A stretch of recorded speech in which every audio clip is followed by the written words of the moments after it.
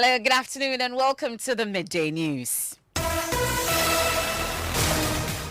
This bulletin is coming to you live from our studios here in Kokomlimle is Joy 99.7 FM. Also in Kumasi is live on Love 99.5 FM and affiliates across Ghana, including ATL FM in Cape Coast, Kaleo FM in Akachi, and A1 Radio in Bogatanga. You can download the My Joy Online app from Play Store and App Store to listen live on the internet. In this edition, police investigators wrap up a detailed reconstruction of how a 10-year-old boy was allegedly. And so we say, Inna lillahi wa inna ilayhi raji'un. From God we come, and in the same God will go one day. And so it is a reason that we have not taken the law into our own hands.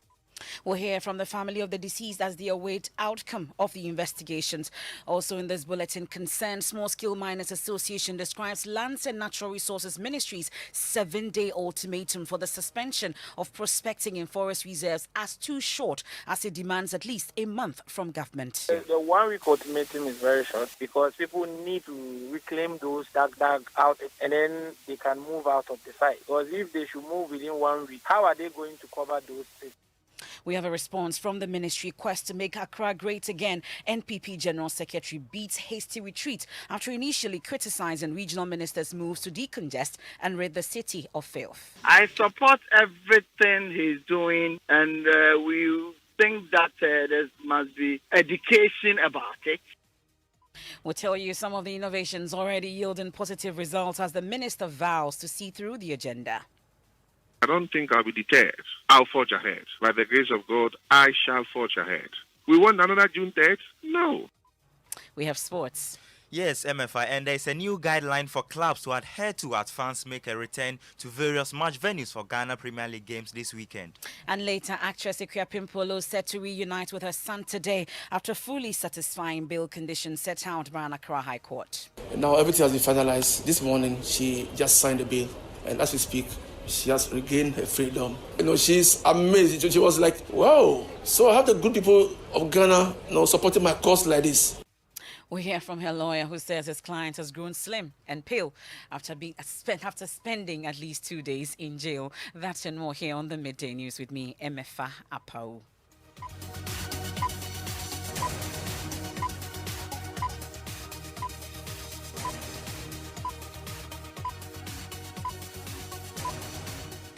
Thanks for your company. This is your home of bold, independent, credible, and fearless journalism. This afternoon, police investigators are today wrapping up a detailed reconstruction of how a 10-year-old boy was allegedly killed by two teenagers at Kaswa Lamte.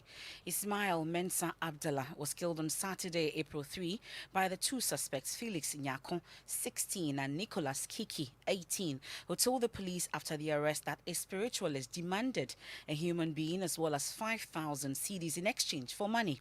Crime scene experts have spent days taking notes on how the teenagers lured the boy to his death and the subsequent attempt to bury his remains. The teenagers are currently facing the charge of murder. Joseph Akable is our court correspondent. He joins us from the scene of the crime with more. Joseph, tell us what exactly is happening in terms of this reconstruction by the crime scene experts. And so, they are cordoned off the front of the house where about 50 meters on the right-hand side of their residence where the actual murder is said to appear. They have the two suspects here with them as well as a relative of one of them. That one is a minor, is the one that they are treating as a minor currently because they believe that he's less than 18 expects to where they met the boy, which direction they took the boy to. We understand that it's very interesting. The residence of the boy who died as well as the place where the crime took place. It's actually some few meters, but they actually used another road for an uncompleted building. And so the crime scene experts are being taken to from the front of the house to the direction that was used as well as the final point where it took place. And the police also, investigators also have a mannequin here by the two teenagers and which portions of the body blood flowed from as well. And so that is what they are doing here. They are taking notes and taking photographs as well as they reconstruct the crime. And we understand that that process will end today.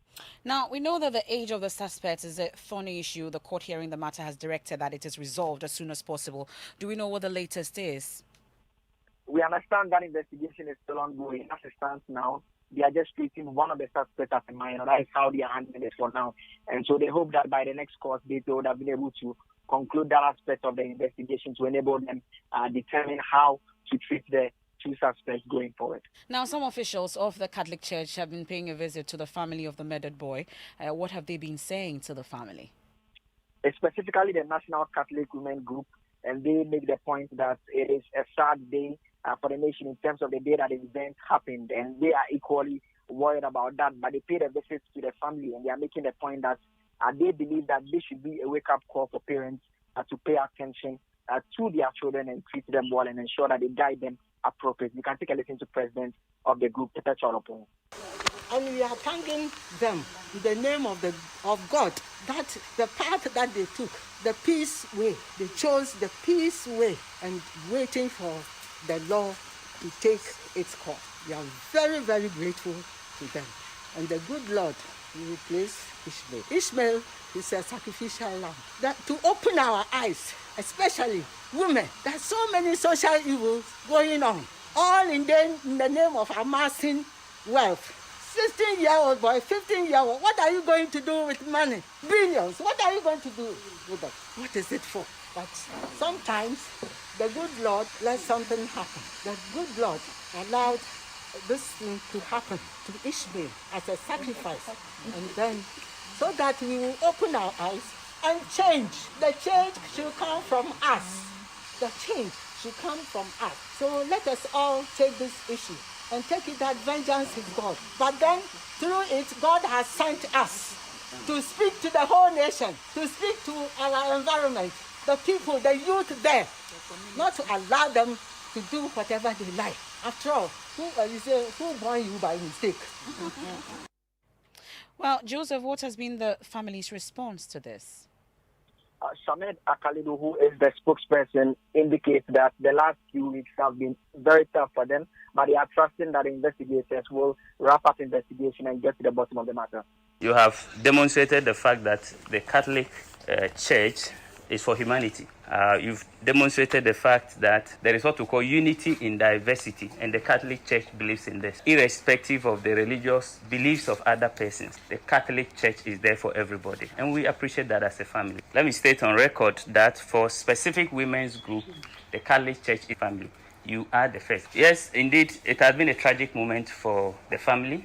No parent or family would ever wish, not even to your enemy, for such a dastardly. That's Samet Akalilu, spokesperson of the family of the murdered 10-year-old boy. Now, the Concerned Small Scale Miners Association is demanding an extension of the ultimatum given them by government to suspend all prospecting activities in the country's forest reserves. Yesterday, Minister for Lands and Natural Resources, Samuel Abujinapo, directed all individuals and companies engaged in prospecting and reconnaissance in forest reserves, whether legal or illegal, to suspend the activities within 7 days. But according to the Concerned Small Scale Miners, the period will not be enough for their demobilization and reclamation activities. They want government to give them at least a month to pack out. Michael Kojo-Prepra is president of the association. It's very short because people need to reclaim those dug out, and then they can move out of the site. Because if they should move within 1 week, how are they going to cover those spaces left in those forests? So then, in our point of view, we think the 1 week ultimatum is very harsh, it's very short. I don't think the problem at hand, this can help us solve this problem. I see. So what should happen? At least it could have been 1 month. People would need to reclaim the land. Then after that, there can be a ban on it so that whoever did the right thing can be allowed to go back and work. Because there's no law that bars people from mining in the forest. Mining in the forest is still in the constitution. And people have their right document to prospect, either to prospect or to mine. So if you want them to stop, I think there should have been a stakeholder engagement so that at least there will be a consultation. Then we'll come out with a decision. But then with the 1 week ultimatum, it is very short. If not, we will create another problem in future. People will leave all these pits behind. They will not go back and cover, and it will become a death trap. And government will need to get money or find money to go and cover those pits. That's Michael Kojo-Prepra, president of the Concerned Small Scale Miners Association, reacting to this, assured that government is open to engaging affected miners with the aim of addressing all legitimate concerns. The aspect of small scale miners doing the reclamation as they requested. If you did sought to do much to prospect, but this should basically tell you that most of them acquire the prospecting line, and yet mine, we adding get themselves organized. If you are indeed parting your machinery from science and the week is too short, I mean, stopping or demobilizing within a day is a matter of just taking a decision and switching off all your problems with you. And I believe the team, if they come around and see that you are demobilizing and parking, I don't think the team will have any challenge to you. That's George Mekuduka, Deputy Minister Designate for Lands and Natural Resources. Now, the Ghana Boundary Commission says it has been overwhelmed with calls from regional ministers and district chief executives to settle boundary disputes in their areas. This prevents escalation of boundary disputes after it emerged the country's borders with Togo are not well demarcated. National Coordinator of the Ghana Boundary Commission, Brigadier General Emmanuel Kotia, said the Commission's work will not be restricted to the country's international borders. He spoke on News Desk on the Joy News channel. There are a number of issues that are coming up. With what Joy FM reported yesterday, we started receiving a lot of calls from regional ministers and districts to come to their areas where they have issues with boundary pillars. We think that we might be heading to the Bruno region next, where we have issues around dollar power and some areas, and then next probably the upper east and northeast regions. We'll be looking at those areas. And finally, within 2 years, we should finish auditing of trouble spots. And then we can then go into the auditing of other areas that have not been identified as trouble spots. Now, in this regard, we're identifying porous borders and dealing with those issues as well? Not necessarily. They say you need to get an understanding. The Ghana Boundary Commission's mandate is quite different borders. However, we collaborate with them. They give us information when they identify that there are issues with the boundaries. And then they also have an officer seconded to the Boundary Operations Center of the Ghana Boundary Commission. That's the National Coordinator of the Ghana Boundary Commission, Brigadier General Emmanuel Kotia, there speaking on News Desk on the Joy News channel with Bernice Abubedu Lansa. Now, General Secretary of the governing New Patriotic Party, John Boadu, has beaten a retreat, saying he now fully supports moves by the Greater Accra Regional Minister to decongest, demolish unauthorized structures and rid the city of filth in his Make Accra Great Again agenda. John Boadu, in a radio interview, conceded the Minister, Henry Korte, is doing a good job, but submitted that his activities could pose a challenge to the party's interests. We have more on that shortly, but how far is the Make Accra Great agenda going? My colleague Elton Brobe explores the pillars underpinning the agenda in the following report. Since his arrival, the Greater Accra Regional Minister Henry Korte has him. The minister has moved to have some buildings and waterways demolished and also clear the dirt that has engulfed the city. Last week, he ordered the National Disaster Management Organization to pull down a structure erected on a waterway at Lashibi in Accra. The facility, which has been earmarked for a washing bay, has been under construction since 2020, restricting the flow of water in the community.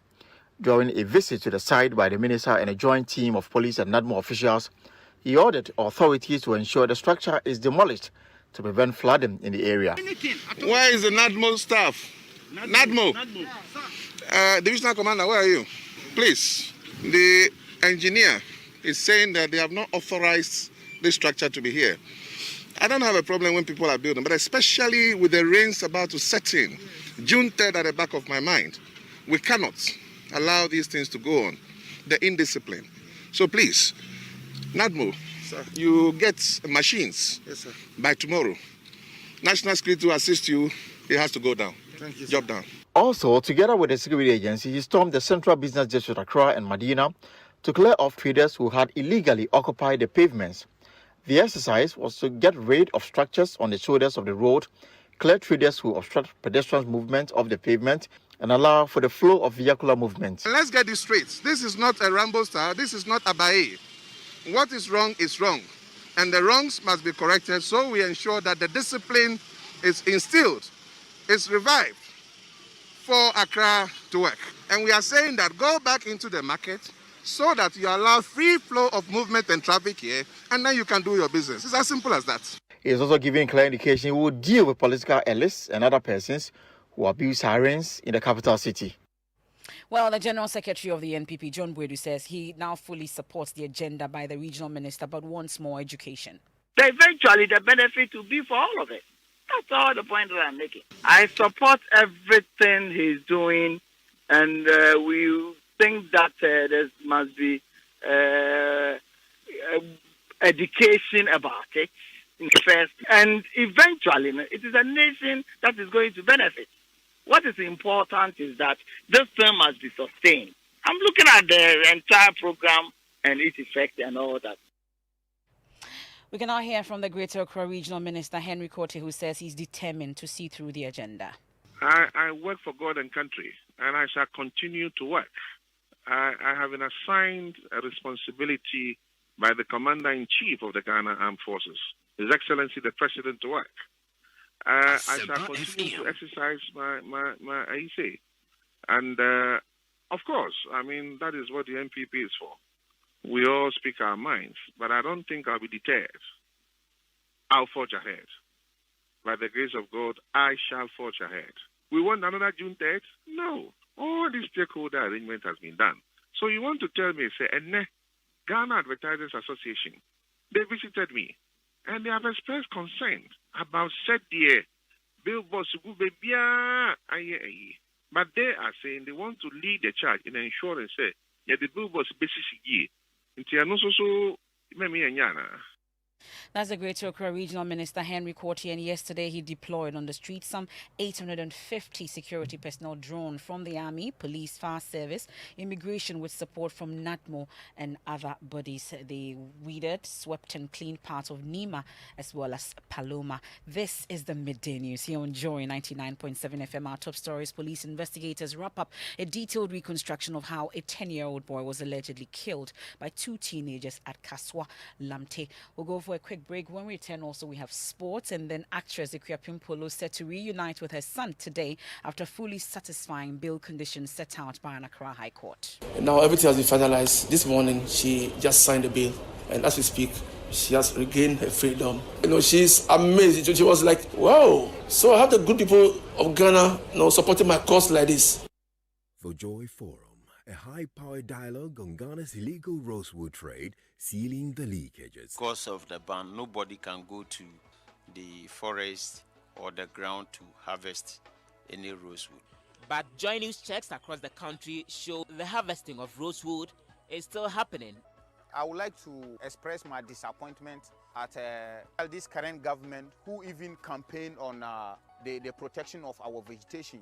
On the world market, a 20-footer container of rosewood is sold for at least $10,000, which converts to almost 50,000 Ghana cedis, or $500 million old cedis. Your home of credible, fearless, and independent journalism takes stock of the report of the Committee of Inquiry into allegations of corruption in rosewood trade in Ghana. What's the status of recommendations and the war against Ghana's illegal rosewood trade? Be our guest on this dial. The Joy Forum, coming soon.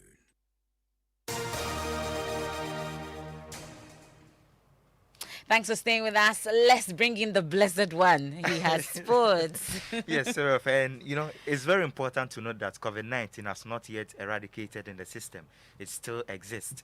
Ghana has 1,422 active cases as at April 18. However, after 69 days, fans will be allowed at match venues for Ghana Premier League games this weekend. The Ghana Football Association have told the clubs to collaborate with the police to ensure COVID-19 protocols are observed.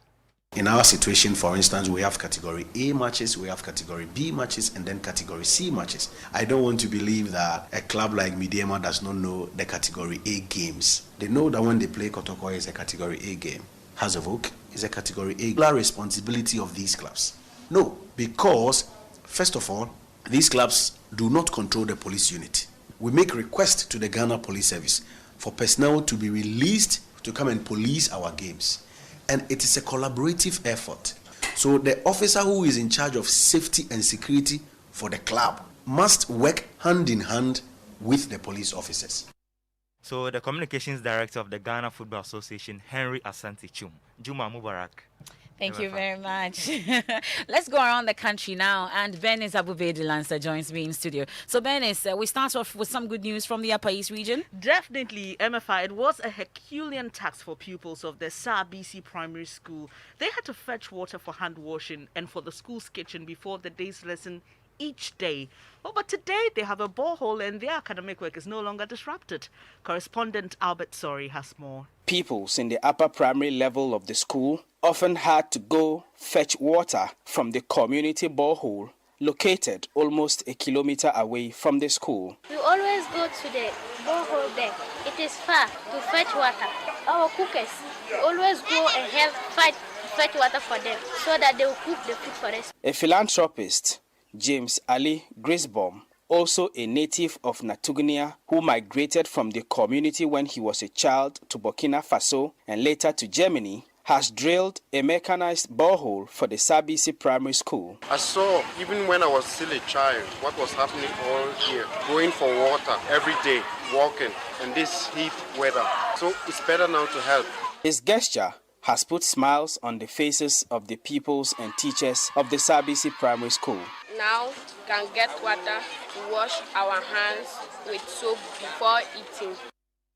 So from the Upper East region, Venice, we head to the Bono region where the regional police crime officer, Superintendent Kennedy Eduse, has confirmed the interdiction of 3 police officers in Sekwa in the Tyne district. What did they do? Involved in the illegal burial and exhumation of the late Abu Nepa. Just a little background here. Abu Nepa was allegedly beaten by security personnel at the Nkroman Rural Bank after he allegedly smashed the windscreen of a car belonging to the bank manager, Emmanuel Ofori. He was later sent to the police station, handcuffed to a pillar, and later sent to the Sekwa hospital where he died. Okay, and we know that the station officer, Inspector Eric Aforo, COP Williams Apusinga, and Constable Ebenezer Abe, with the help of Sekwa chief linguist Openyi Esuman II, secretly buried Mr. Nepa, but later exhumed him when rumors started going around. But exactly the crime officer, what exactly did he say? And the 3 officers have been interdicted while investigations continue to get justice for the late Abu Nepa. So I'll take you now to the Ashanti region. Benis, what do we have there? In the Ashanti region, the Ghana Union of Traders Association has observed some foreigners are devising new strategies to engage in retail trading in Ghanaian markets. Remember that government's task force closed down shops of some foreigners for non-compliance to laws under the Ghana Investment Promotion Council. But GUTA chairman in the region, Anthony Opong, says the foreigners are now taking their goods to the doorsteps of patrons. In the closure, those people whose documents had expired by then have been given the opportunity to regularize themselves. I myself have opened about 5 shops here in Kumasi. All those shops that are still under locks are those, they don't have the stay permit, they don't have the working permit, they don't have the GIPC registration and all the necessary documents. There are people operating now. We have some operating on motorbikes. Some are distributing goods with distribution vans going as far as our villages to sell their goods. Well, that's for around the country from the Ashanti region. Thank you very much, Benis. Now it's time for our Drive Safe campaign. Safe driving saves lives. Drive safe. And the Ashanti Region MTTD has been training its personnel in a bid to reduce road crashes, which killed 513 people there in the first quarter of this year. Beyond that, they are hoping to equip officers with a new device which will help them to enforce regulation on speed limits. Superintendent Emmanuel Dubois is a regional MTTD commander. We'll hear from him shortly, but in a separate development, the Ghana Cocoa Board has added its voice to calls by the Road Safety Authority to sanction a driver of a vehicle it owns who was caught on video driving in the wrong lane of a dualized road. I'll tell you more about it, but let's hear from Superintendent Emmanuel Dubois. We are recording so many crashes within the city, and the basic objective is to reduce the crashes. When the crashes are reduced, automatically the deaths will reduce. This is a training section, so we are going through the training. After the training, the machine or the device that we are going to be provided, it is not yet provided, but the machine that we are going to be provided is designed in such a way that it can capture multiples of vehicles. and we can slot it. It has a chip, inbuilt chip. We can fix it in a computer, and then we can show you the speed limit at which you were traveling. We can also give you the still pictures. So it is our prayer.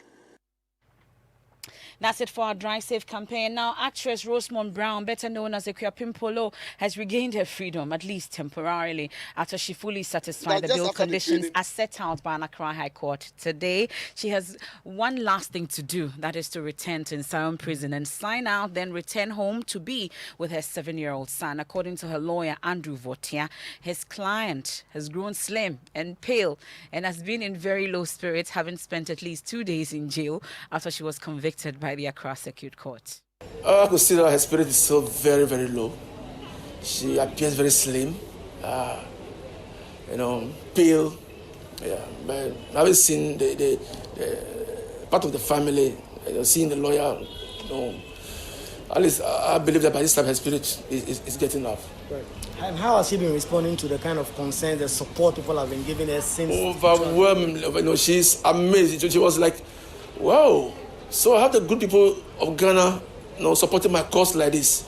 She realized that more people are supporting her than those that are supporting her. So he's also been explaining why it took 3 days to fully execute the bail granted by the court last Tuesday. My colleague Kwekwa Sante was there. He's just returned from there. What exactly is the reason for the delay, the 3 days to fully execute the bail? Right. According to Mr. Votia, they had to go through a lot of bureaucratic processes to be able to release the client, because the client had been transferred. The Kabimpola had been transferred from the Dosu police station to Nsawam prison. And so the bureaucracy has doubled, and so it will take some more time. But when the lawyer says she's slim down, the Rosamund we know is already slim. Right, but you could see that she has actually lost some more weight. And her demeanor in court today, she was calm, she was not angry, and she was not smiling. She was very low in spirit, just like the lawyer said. And the lawyer is telling me that she is very much looking forward to come home and meet her 7-year-old kid. And she's expected to address a news conference later today? Right. According to the lawyer, if Ekua Pimpolo is able to be processed and she comes back to Accra by 5 p.m., they will speak to the media. Okay, so I hope that she's not lost as much weight as you have, Kwekwa Sante. Now it's time for Showbiz. Mapitso Sibidi. MFR in Showbiz, Chief Executive of the National Film Authority, Julius Tasanti, says that the committee has been able to talk to the government so that they can open the cinemas. But Kofi Asamoah of Kofas Media doesn't understand why we need, as filmmakers, they need to make a business case for something, for a scientific reason. We've been lobbying for a very long time. So what I can do from my position is to continue to make a business case. We have continually made a business case. Why would there have to be a business case made for something closed for supposedly scientific reasons? And it's quite confusing, because I am not sure that churches made business cases for their reopening. I am not very sure if banks did make business cases. And that's it for Showbiz MFR. And that's it for the Midday News for this week. I am MFR Po. There's more news when you log on to myjoyonline.com. Ekua Pimpolo regains freedom after meeting bail conditions. Some of the stories making the headlines there. Whilst Nana Grada is rearrested after being granted bail. Abandon Agenda 111 hospitals to resource NHIs. That's Abekan Kroma is telling government, and will invoke alien compliance order to free our nation from aliens. Angry judge cautions Fulani man. And Living Word with Pastor Mensel Tabil is up next. A new kind of love. You want to stay for that. Have a good afternoon.